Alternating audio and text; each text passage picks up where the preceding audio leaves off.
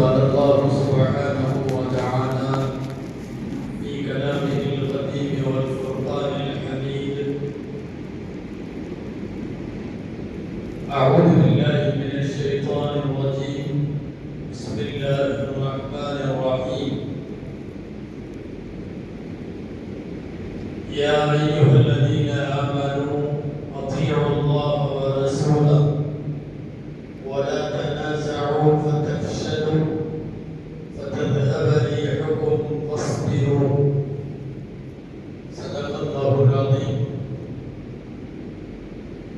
وقال رسول الله صلى الله عليه وسلم: يد الله مع الجماعة.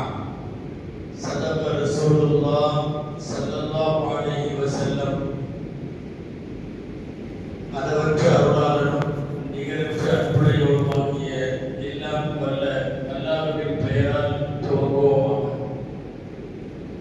அருமைநாயகம் முஹம்மது ரசூலுல்லாஹ் ஸல்லல்லாஹு அலைஹி வஸல்லம் அவர்களின் மீதும் நற்பாக்கியங்கள் நிறைந்த அவர்களுடைய உம்மத்தின் மீதும் குறிப்பாக இந்த ஜும்மா நன்னாளில் நம் அனைவர் மீதும் எல்லாம் வல்ல அல்லாஹ்வின் நல்லருள் என்றென்றும் நிறைவாக உண்டாவதாக. ஆமீன். அல்லாஹ் ஜல்ல ஷானஹு தஆலா அவருடைய பேரருளால் நாம் சார்ந்திருக்கிற சத்திய மார்க்கம் ஒரு 1400 ஆண்டுகளை தாண்டி 15 நூற்றாண்டுகளை இந்த மண்ணில் வெற்றியோடு கடந்திருக்கிற ஒரு மார்க்கம். இஸ்லாமிய உம்மத்தை போல் மிகப்பெரிய வளர்ச்சியை பெற்ற சமயங்களும் உலகத்தில் இல்லை. இதை போல அதிகமாக விமர்சிக்கப்பட்ட மதங்களும் உலகத்தில் இல்லை. இஸ்லாமை விமர்சிக்கப்பட்ட அளவுக்கு உலகத்தில் எந்த மதத்தையாவது விமர்சித்திருந்தால், திட்டி இருந்தால் இது காணாமல் போயிருக்கும். ஆனால் கரடு முரடான எல்லா பாதைகளையும் கடந்து இன்றைக்கு வரையும் வெற்றி கொடியை நாட்டி இருப்பது அல்லாஹ்வால் அங்கீகரிக்கப்பட்ட சத்திய மார்க்கம் இஸ்லாம். அன்பானவர்களே, இந்த மார்க்கம் பரிபூர்ணமானது.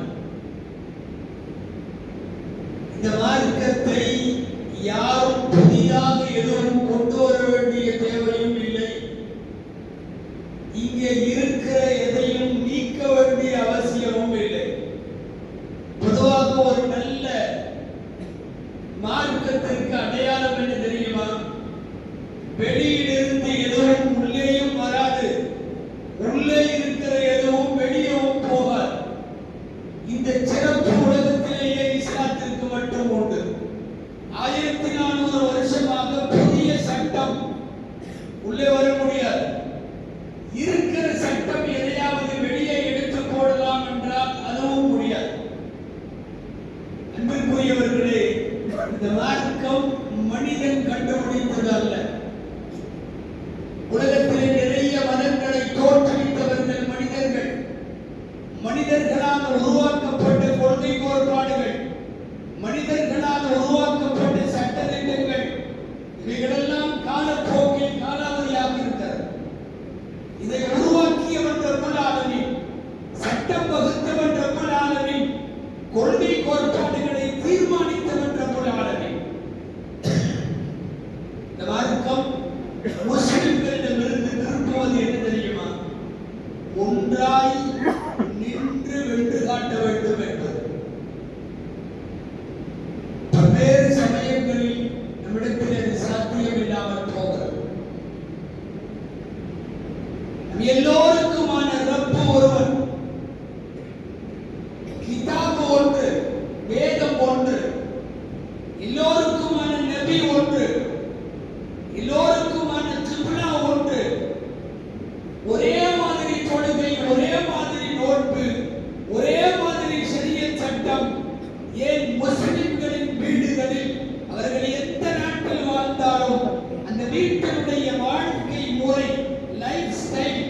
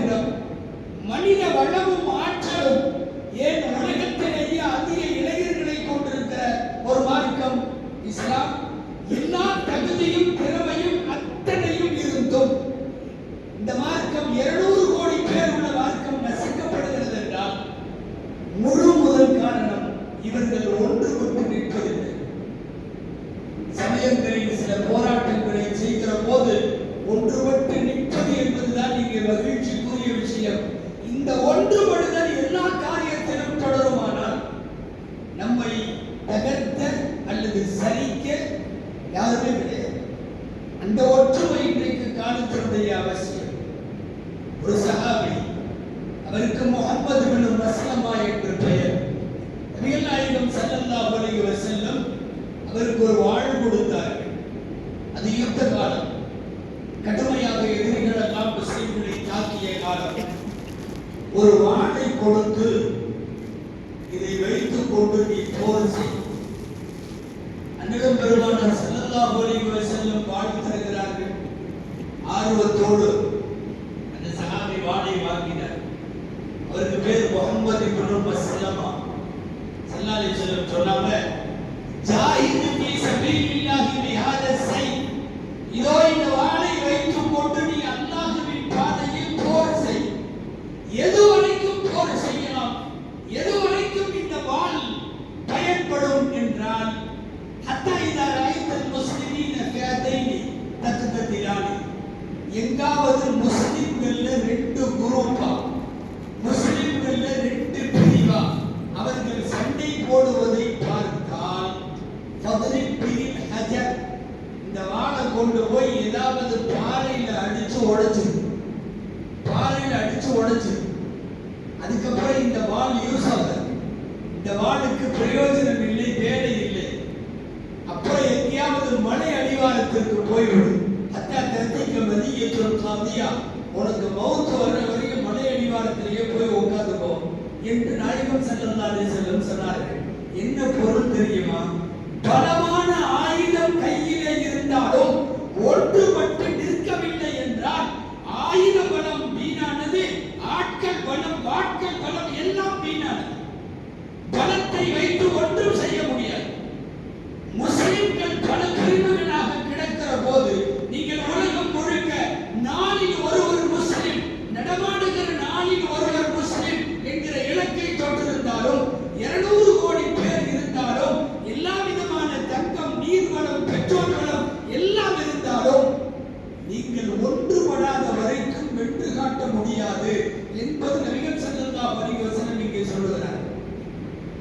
போர்க்களத்தில் கூட ஒன்னா சப்புல எல்லாம் சேர்ந்து ஒரு அணியா நின்னாதான் அல்லாஹ்வுக்கு பிடிக்குமா? அங்க 10 பேர் இங்க 10 பேர் நின்னா அல்லாஹ்வுக்கு பிடிக்காது. குர்ஆன்ல ஒரு சூராவுக்கு சஃப்னு பேர், அணிவகுப்பு.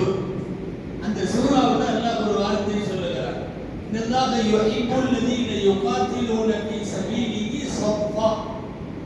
இறைவன் பாதையில் போர் செய்யும் வீரர்கள் அணிவகுத்து ஒரு அணியிலே நின்றால் ரப்ப அதை விரும்புகிறார். இவர்களே, பெருமானார் ஸல்லல்லாஹு அலைஹி வஸல்லம் வஃபாத்துடைய நேரம், நாளை காலை அவர்கள் வஃபாத் ஆகிறார்கள். முதல் நாள் நடக்கிற செய்தி நான் சொல்லுகிறேன். இஷா தொழுகையினுடைய நேரம், தொழ வைக்க நபி ஸல்லல்லாஹு அலைஹி வஸல்லம் வரவில்லை. எல்லாரும் சப்பிலே நின்று தொழுவதற்கு நின்று விட்டார்கள். அபூபக்கர் ரலியல்லாஹு அன்ஹு அவர்களுக்கு தொழ வைப்பதற்கு அனுமதி தரப்பட்டிருக்கிறது. அவர்கள் தொழ வைக்கிறார்கள். எல்லோரும் சப்பிலே நிற்கிறார்கள். நமக்கு தெரியும், மஸ்ஜிது நபவி ரசூலுடைய வீட்டிலிருந்து ஸ்கிரீனை விளக்குனா பள்ளிவாசல், சப்பு தொழுதுட்டு இருக்கிறது தெரியும். ஸ்கிரீனை மூடிட்டா இவங்க வீடு, அந்த இடம் தானே ரோதா ஷரீஃப். நாயகம் அந்த வீட்டிலே தான் அடங்கி இருக்கிறார்கள். நபிகள் ஸல்லல்லாஹு அலைஹி வஸல்லம் முந்தைய நாள் இஷா தொழுகையை எல்லோரும் தொழுது கொண்டிருக்கிற போது இப்படி திரையை விளக்கினார்கள். உடல்நலம் சரியில்லாமல் கொஞ்சம் முடியாமல் தள்ளாடுகிற ஒரு சூழல். ஆனா இப்படி விளக்கி இப்படி பார்த்தாங்க. பூரா கடைசி வரைக்கும் அப்படி சப்ப பார்த்துட்டு சிரிச்சாங்க. சஹீஹ் முஸ்லிம்ல இந்த ஹதீஸ் பதிவாக இருக்கிறது. நாயகம் ஸல்லல்லாஹு அலைஹி வஸல்லம் முஸ்லிம்கள் வரிசையாய் நின்று தொழுது கொண்டிருக்கிற காட்சியை பார்த்துவிட்டு கொஞ்ச நேரம் சிரித்தார்கள். சிரித்துவிட்டு சந்தோஷத்தோடு ஸ்கிரீனை மூடிட்டாங்க. அதற்கு பிறகு நாயகம் தொழ வைக்க வரவே இல்லை, அவர்கள் வஃபாத்தாகி விட்டார்கள் என்கிற முஸ்லிம் ஷரீஃபின் இந்த ஹதீஸில் அதன் விரிவுரையாளர் அல்லாமா நௌரி ரஹ்மத்துல்லாஹி அலைஹி எழுதுகிறார்கள், நாயகம் சிரித்ததற்கு, சப்பு உறவுகளை பார்த்து புன்னகை பூத்ததற்கு காரணம் என்ன தெரியுமா? நான் போன பின்னாலும் கூட கருத்து வேறுபாடுகளை எல்லாம் கடந்து இவர்கள் ஒன்றாய் ஒரு மஸ்ஜிதில் ஒரு இமாமிற்கு பின் ஒரு சப்பிலே இவர்கள் எந்த பிளவுகளும் பிணக்குகளும் இல்லாமல் அணிவகுத்து நிற்கிறார்கள் என்கிற சந்தோஷத்தில் நாயகம் ஸல்லல்லாஹு அலைஹி வஸல்லம் வாழ்க்கையில் சிரித்த கடைசி சிரிப்பு என்று எழுதுகிறார்கள். என்ன பொருள் புரிய வருகிறது தெரியுமா? உம்மத்து ஒன்றுபட்டிருப்பதை பார்த்து நாயகம் சிரித்த சிரிப்பு தான் இந்த உலகத்தினுடைய கடைசி சிரிப்பு. எனவே கருத்து வேறுபாடுகளை கடந்து, இது ஏதோ ஒத்துப்பு போராட்டத்திற்காக மட்டுமல்ல, எப்போதெல்லாம் இயக்க சார்புகளை கடந்து, ஒரு பக்க சார்புகளை கடந்து, மசாயில் வேறுபாடுகளை கடந்து, நான் இந்த ஜமாத் அந்த ஜமாத் என்ற பாகுபாடுகளை கடந்து முஸ்லிம் உம்மத் ஒரு பொது காரியத்தில் ஒன்றுபட்டு நிற்குமானால் நிச்சயமாக ஜெயிக்கும். ஆனால் இந்த மாதிரி பொது நேரத்திலே கூட பலர் ஒன்றுபடுவதில்லை என்பது மிக வருத்தத்திற்குரிய விஷயம். யதுல்லாஹி மஅல் ஜமாஅ, அல்லாஹ்வின் கை ஒன்றுபட்ட கூட்டத்தின் மீது இருக்கிறது என்பது பெருமானார் ஸல்லல்லாஹு அலைஹி வஸல்லம் சொன்ன ஹதீஸ். சாப்பிடும் போது பரக்கத்து வேணும்னா கூட தனியா சாப்பிட்டா பரக்கத்து வராது, ஒரு குழுவா சாப்பிட்டா அல்லாஹ்வின் பரக்கத்து வரும் என்கிறார்கள் நாயகம் ஸல்லல்லாஹு அலைஹி வஸல்லம். பொது காரியங்களிலாவது முஸ்லிம் சமுதாயம் தனது கருத்து வேறுபாடுகளை கடந்து ஒன்றுபட வேண்டும். முதல்ல பல்வேறு கருத்து வேறுபாடுகளை கொண்டிருக்கிற முஸ்லிம் சமூகம் புரிய வேண்டியது என்ன தெரியுமா? இஸ்லாம் என்பது ஒரு பெரிய புத்தகம். இஸ்லாம் என்பது ஒரு புத்தகம். அதுல நான் ஒரு சபா, ஒரு பக்கம். என்னோடு வேற இயக்கம் கண்டிருக்கிற அவர் ஒரு பேஜ், அவர் ஒரு பேஜ், அவர் ஒரு பேஜ். நாங்கள் எல்லாம் சேர்ந்த புத்தகத்திற்கு இஸ்லாம் என்று பெயர். ஒரு 10 பக்கம் மாத்திரம் இருப்பவர் நான் மட்டுமே இஸ்லாம் என்று சொல்லுவது அது சரியல்ல. இன்னைக்கு நடக்கிற வேலை அதுதான். நாங்கள் மட்டும் தூய்மையானவர்கள், நாங்கள் மட்டும் தூய்மையான வழியிலே இருக்கிறோம். மிக மோசமான கருத்து. இஸ்லாம் என்பது ஒரு கட்டடம், அதுல நிறைய அறைகள் இருக்கிறது. எனக்கு பெயர் ஒரு அறை. அவர் நிற்கிறார், என்னோடு பல விஷயங்கள்ல முரண்பாடு உள்ளவர். அவர் ஒரு ரூம், இவர் ஒரு ரூம், அவர் ஒரு ரூம். இந்த எல்லா ரூம்களும் சேர்ந்து இந்த கட்டடத்திற்கு இஸ்லாம்னு பேர். ஆனா இன்னைக்கு நடக்கிறது என்ன தெரியுமா? நான் இருக்கிற ரூம் மட்டும்தான் இஸ்லாம்னு நான் சொல்றதுனால வரக்கூடிய விளைவுகள். நீங்கள் ஒரு புத்தகத்தின் ஒரு பக்கம், ஒரு கட்டடத்தின் ஒரு அறை. பெருமானார் ஸல்லல்லாஹு அலைஹி வஸல்லம் சொன்னார்கள், முஸ்லிம்கள் அத்தனை பேரும் ஒரே ஒரு உடலை போன்றவர்கள். உடல்ல ஒரு இடத்துல வலி இருந்தா பர்டிகுலரா அந்த இடம் மட்டுமல்ல, உடலே வேதனைப்படும். ஒரு கட்டடம் போல, ஒரு உடலை போல என்று ஏராளமான உதாரணங்களை பெருமானார் ஸல்லல்லாஹு அலைஹி வஸல்லம் சொல்லித் தருகிறார்கள். ஒரு கருப்பிடத்தினுடைய நீக்ரோ அடிமையாக இருந்தாலும் கூட அவன் தலைமைக்கு கட்டுப்பட வேண்டும் என்று சொல்லி இருப்பது இந்த மார்க்கம்.